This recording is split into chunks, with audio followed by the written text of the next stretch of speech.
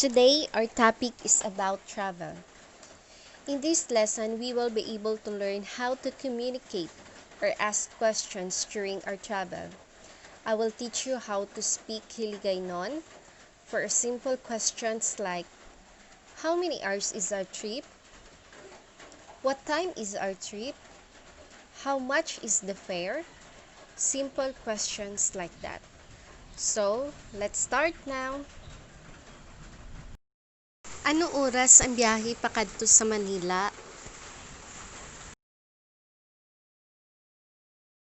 Ano oras ang biyahe pakadto sa Manila? Pila ka oras ang biyahe pakadto sa Manila? Pila ka oras ang biyahe pakadto sa Manila?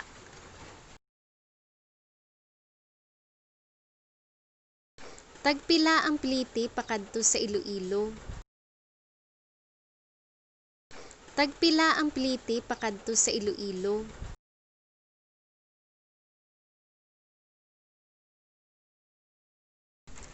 Palihog or palihog padaho sang akon plite. Palihog or palihog padaho sang akon plite. Lugar lang. Lugar lang.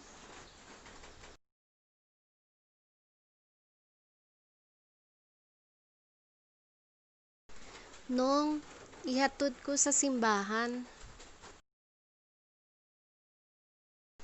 Nong, ihatod ko sa simbahan.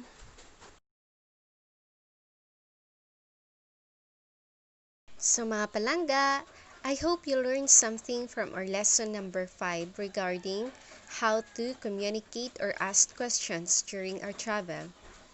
Don't forget to subscribe, like, and hit the bell button so that you will be notified on the next videos that I will be uploaded. Madamo gid nga salamat!